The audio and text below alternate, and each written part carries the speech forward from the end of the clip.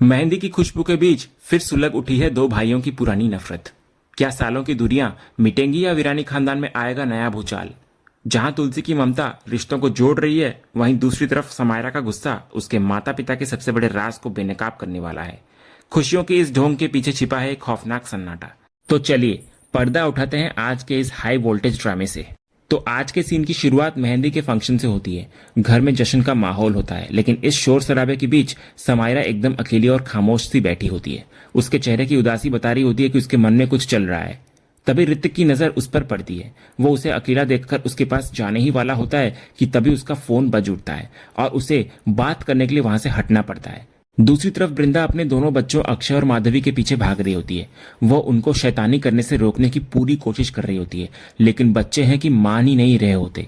इसी भागादौड़ी में वृंदा का ध्यान नहीं रहता और वो सीधे अंगद से टकरा जाती है। वो गिरने ही वाली होती है कि अंगद उसको अपनी बाहों में संभाल लेता है। दोनों की नजरें मिलती हैं और एक पल के लिए वक्त थम सा जाता है। इधर अंगद मजाक में पूछता है कि वो किसे याद करते हुए टकरा गई, तो वृंदा कहने लगती है कि वो बच्चों की वजह से परेशान है जो सुन ही नहीं रहे हैं। तभी अंगद उसको शांत कराता है और याद दिलाता है कि बच्चे सिर्फ वृंदा के नहीं, उसके भी हैं। वो वृंदा के खाली हाथ को देखता है और उसे प्यार से डांटते हुए कहता है कि मेहंदी का फंक्शन है और उसने अभी तक मेहंदी नहीं लगाई। वो जिम्मेदारी लेते हुए कहता है कि बच्चों को वो संभाल लेगा। वृंदा जाकर अपने हाथों में उसके नाम की मेहंदी लगवाए। फिर इसी बहाने अंगद शरारत से वृंदा के गाल को चूम कर वहां से निकल जाता है। दूसरा सीन बदलता है और हम ऋतिक और मुन्नी को देखते हैं। इधर ऋतिक बड़े ध्यान से मुन्नी की हथेलियों पर लगी मेहंदी पर नींबू और चीनी का रस लगा रहा होता है। तभी मुन्नी उसे हैरानी और प्यार से देख रही होती है। जब वो पूछती है कि वो ये क्या कर रहा है, तो ऋतिक समझाता है कि इससे मेहंदी का रंग गहरा चढ़ता है और मान्यता है कि रंग जितना गहरा होगा प्यार भी उतना ही गहरा होगा। ऋतिक पुराने दिनों को याद करते हुए कहता है कि ये सब उसने इसी घर की शादियों में देखा है। वो मुन्नी को यह भी याद दिलाता है कि पहले वो खुद सबके लिए ये नुस्खा अपनाया करती थी ताकि सबकी मेहंदी अच्छी रचे, और आज वही नुस्खा ऋतिक उसके लिए इस्तेमाल कर रहा है। ये सब देखकर मुन्नी जज्बाती हो जाती है। उसे अपनी किस्मत पर यकीन नहीं होता। वो कहती है कि यह सब किसी परियों की कहानी जैसा लग रहा है। कहाँ वो इस घर में काम करती थी, एक नौकरानी थी, और आज इतना सम्मान मिल रहा है। तो इस पर ऋतिक तुरंत उसको टोक देता है। वो बड़ी गंभीरता और प्यार से उसको समझाता है कि उसने या परिवार ने कभी उसे नौकरानी नहीं माना, बल्कि हमेशा बेटी का दर्जा दिया। वो तर्क देता है कि घर का काम और खाना तो माँ भी बनाती है, तो क्या उनका दर्जा कम हो जाता है। ऋतिक फिर उसको यकीन दिलाता है कि वो हमेशा से इस घर का हिस्सा थी और अब वो ऋतिक की जिंदगी का हमेशा वाला हिस्सा है। तो मुन्नी इन बातों से इतनी प्रभावित होती है कि ऋतिक को कसकर गले लगा लेती है। दूसरी तरफ मेहंदी की रस्म के बीच हम देखते हैं कि मिहिर बड़े ही उत्साह से अपने हाथों में मेहंदी लगवा रहा होता है। परी और शोभा दोनों हैरान होकर अपने पिता से पूछती हैं कि वे क्या कर रहे हैं। तो मिहिर गर्व से अपना हाथ दिखाता है जिस पर तुलसी लिखा हुआ होता है। वो कहता है कि मेहंदी है तो उसने लगवा ली, और क्या जबरदस्त रची है। दूसरी तरफ तुलसी दूर खड़ी ये सब देख रही होती है। वो मिहिर को टोकती है कि मेहमान और बच्चे हैं, सबके सामने ये सब कैसा लग रहा है। तो मिहिर मुस्कुराकर जवाब देता है कि उसे तो बहुत अच्छा लग रहा है। वो बोलता है कि उसका मन किया तो उसने मेहंदी लगवा ली। वो तर्क देता है कि जब उसने तुलसी को नहीं टोका कि वो कैसी डिजाइन बनवाए, तो तुलसी उसे कैसे रोक सकती है। फिर मिहिर खुद ही तुलसी की मेहंदी देखता है और उसकी तारीफ करने लगता है। इधर तुलसी चिढ़कर कहती है कि क्या ये कोई मजाक है। तो मिहिर कहता है कि ये बिल्कुल भी मजाक नहीं है, बल्कि दिल से है। वो फिर पूछता है कि क्या कोई नियम है कि मेहंदी सिर्फ लड़कियां या दूल्हा ही लगा सकती है। तो इस पर तुलसी मिहिर को याद दिलाती है कि वो अब दूल्हे का पिता है, दूल्हा नहीं। तो मिहिर भी मजाक में कहता है कि एक जमाने में वो भी दूल्हा था, तो अब दूल्हे का पिता बनकर मेहंदी क्यों नहीं लगवा सकता। वो अड़ जाता है कि ये उसका हाथ है और उसकी मर्जी, वो जो चाहे लिखवाए। फिर वो मेहंदी वाली को बुलाकर एक और फरमान सुनाता है। वो कहता है कि तुलसी के नाम के नीचे एक हार्ट बनवाए और उसके नीचे मिहिर लिख दे, जिसका मतलब हो कि तुलसी लव्स मिहिर। वो हंसते हुए कहता है कि उसका हाथ है तो वो कुछ भी करे। तो तुलसी वहां से चिढ़कर चली जाती है, लेकिन मिहिर की नजरें उसका पीछा करती हैं। वो मन ही मन बोलता है कि वो जानता है कि तुलसी कभी खुद से ये बात नहीं कहेगी, लेकिन उसके दिल में अभी भी प्यार जिंदा है।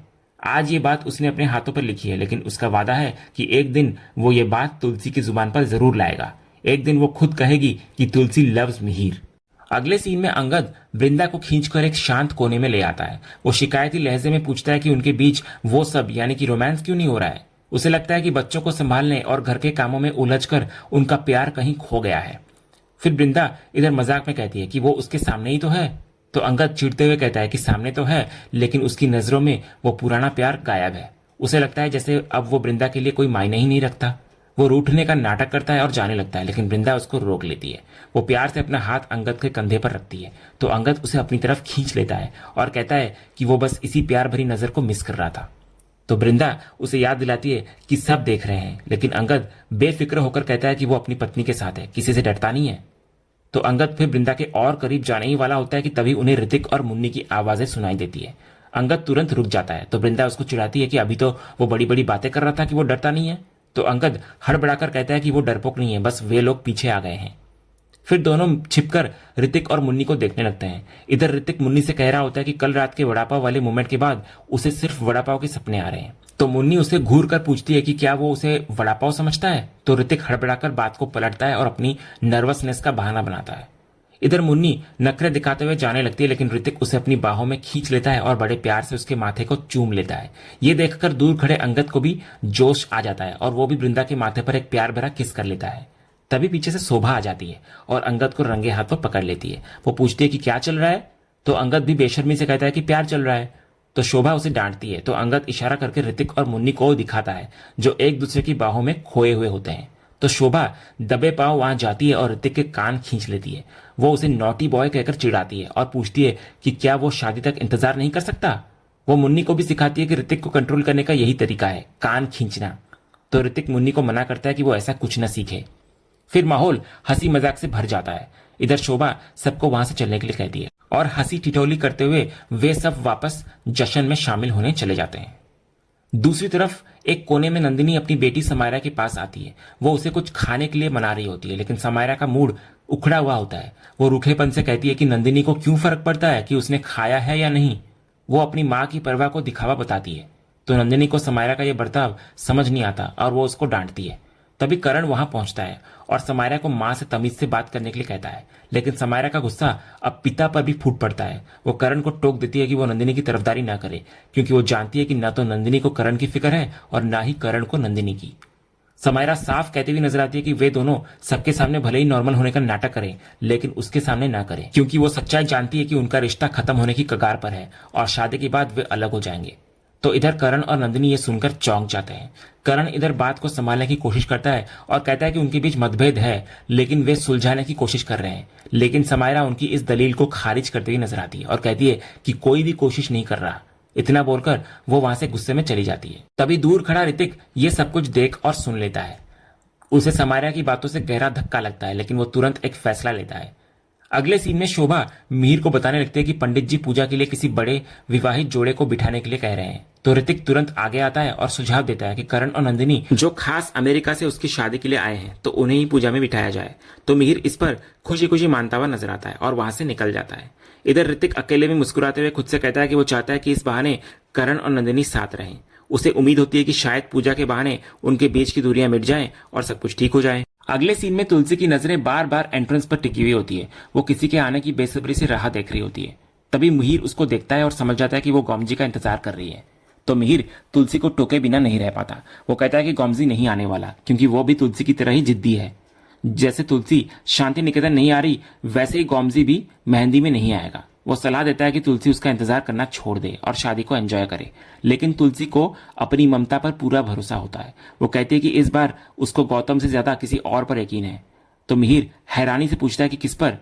तभी इतने में एंट्रेंस पर एक खूबसूरत नजारा देखने को मिलता है। हम देखते हैं कि दामिनी गौतम को साथ लेकर वहां आ रही होती है। तो मिहिर ये देखकर दंग रह जाता है, जबकि तुलसी की आंखों में खुशी के आंसू छलक पड़ते हैं। इधर मिहिर के सवाल पर कि ये कैसे हुआ, कहानी फ्लैशबैक में चली जाती है। हम देखते हैं कि तुलसी ने दामिनी को फोन किया था। दामिनी ने सालों बाद भी सिर्फ आवाज से ही तुलसी को पहचान लिया था। इधर तुलसी ने बिना किसी हिचकिचाहट के दामिनी से माफी मांगी और उसे घर आने का इनविटेशन दिया। उसने माना कि उससे गलती हुई है, लेकिन उसकी सजा वो पूरे परिवार और रिश्तों को न दे। तुलसी ने दामिनी को याद दिलाया कि वो सिर्फ फर्ज निभाने नहीं, बल्कि परिवार पर अपना अधिकार जताने आए और अकेली नहीं, गौतम के साथ आए। फिर फ्लैशबैक खत्म होता है। इधर तुलसी मिहिर को बताने लगती है कि उसने दामिनी से यह वादा लिया था। तो मिहिर तुलसी की इस कोशिश से बहुत इंप्रेस होता है। फिर दोनों गौतम और दामिनी के स्वागत के लिए आगे बढ़ते हैं। इसके बाद मिहिर खुशी से गौतम को गले लगा लेता है और कहता है कि उन दोनों को साथ देखकर उसे बहुत अच्छा लग रहा है। इधर तुलसी भी दामिनी को शुक्रिया अदा करती है कि उसने परिवार की खुशी में शामिल होकर उसका मान रख लिया। तभी गौतम थोड़ा रूखा सा जवाब देता है कि वो सिर्फ दामिनी के कहने पर आया है, लेकिन तुलसी इसको भी पॉजिटिव लेती हुई नजर आती है। वो कहती है कि ये तो और भी खुशी की बात है कि उसका बेटा अपनी पत्नी यानी कि उसकी बहू के कहने पर घर लौटा है। इसके बाद मिहिर दोनों को अंदर आने का इशारा करता है। तभी गौतम जैसे ही अंदर कदम रखने वाला होता है उसकी नजर सीधे करण पर पड़ती है। दोनों की नजरें मिलते ही हवा में एक अजीब सी खामोशी छा जाती है। दोनों के जहन में पुरानी दुश्मनी की कड़वी यादें ताजा हो जाती है। हमें फ्लैशबैक में वो पल दिखाए जाते हैं जब गौतम ने करण को नीचा दिखाने के लिए दामिनी से शादी कर ली थी। वो करण को ताना मारता था कि उसने करण के मुंह पर तमाचा मारा है और वादा करता था कि वो दामिनी को परेशान करके हर रोज करण को तकलीफ देगा। करण को भी अपनी बेबसी याद आने लगती है जब उसने दामिनी से कहा था कि उनका प्यार इतना कच्चा निकला कि 2 दिन का रिश्ता उस पर भारी पड़ गया। तो दामिनी ने भी पलटवार किया था कि कच्चा तो करण था जो उसको शादी के मंडप में अकेला छोड़ गया था। तो करण ने भी सफाई दी थी कि उसको शादी तक पहुंचने से रोकने वाला कोई और नहीं बल्कि गौतम ही था। फिर फ्लैशबैक खत्म होता है। इधर करण नंदिनी से अपनी झुंझलाहट जाहिर करता है कि गौतम अचानक यहाँ क्यों आ गया। वो याद दिलाता है कि गौतम न तो अंगद की शादी में आया था, न परी की और न ही मम्मी पापा की सालगिरह पर। करण को डर होता है कि गौतम यहाँ आकर भी मुंह लटका कर घूमेगा और खुशी के माहौल को खराब करेगा। तो नंदिनी करण को टोकते हुए समझाती है कि अगर उसकी गौतम से नहीं बनती तो इसका मतलब ये नहीं कि वो इस घर में नहीं आ सकता। वो करण को याद दिलाती है कि जैसे करण इस घर का बेटा है वैसे ही गौतम भी। उसे खुद से आगे बढ़कर दूसरों के बारे में भी सोचना चाहिए। करण फिर चिढ़कर कहता है कि ये बात तो गौतम को समझनी चाहिए। उधर गौतम भी करण को देखकर यही सोच रहा होता है कि वो यहाँ क्यों आया। अब तक तो उसे सिर्फ करण का नाम झेलना पड़ता था, लेकिन अब उसे साक्षात करण को झेलना पड़ेगा। अगले सीन में घर में पूजा का आयोजन होने लगता है। पंडित जी मिहिर को कहते हैं कि पूजा में जो बैठने वाले हैं उनको बुलाया जाए। तो मिहिर करण और नंदिनी को पूजा में बैठने के लिए कहता है। ये देखकर पीछे खड़ा गौतम हैरान रह जाता है। उसे अपनी आंखों पर विश्वास नहीं होता कि घर का बड़ा बेटा होने के बावजूद उसको इग्नोर करके करण को यह सम्मान दिया गया। उसका गुस्सा 7वें आसमान पर पहुंच जाता है। उसे पुरानी बातें याद आने लगती है जब तुलसी ने उसको झुकाने की नहीं बल्कि सही के सामने झुकने की सीख दी थी। उसे लगता है कि मिहिर और तुलसी ने हमेशा करण को उससे ज्यादा अहमियत दी।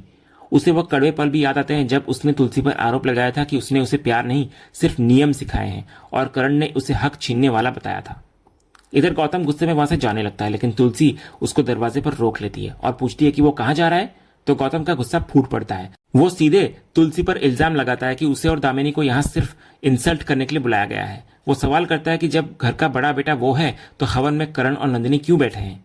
तो तुलसी भी हैरान रह जाती है। वो सफाई देती है कि उसे इस बारे में कुछ पता ही नहीं था, लेकिन गौतम इसे तुलसी का बहाना मानता है और ताना मारता है कि उसकी आंखों के सामने सब होता है पर उसे कभी कुछ पता ही नहीं होता। इसके बाद तुलसी गौतम को रुकने के लिए कहती है ताकि वो बात कर सके, लेकिन गौतम मानता है कि उसे फिर से उसकी औकात दिखा दी गई है। इतना बोलकर वो वहां से निकल जाता है। इसके बाद तुलसी तुरंत मिहिर के पास पहुंचती है और उस पर बरस पड़ती है। वो पूछती है कि उसने बिना सोचे समझे करण और नंदिनी को पूजा में क्यों बिठाया, जबकि वो जानता है कि गौतम पहले से ही नाराज रहता है। तो मिहिर अपनी सफाई पेश करता है कि यह आइडिया उसका नहीं बल्कि ऋतिक का था, जो करण और नंदिनी को साथ लाना चाहता था। उसे तो यह भी नहीं पता था कि गौतम आ रहा है। लेकिन तुलसी फिर भी मिहिर को डांटती है कि उसने ऋतिक की बात मान ली, लेकिन एक बार उससे नहीं पूछा।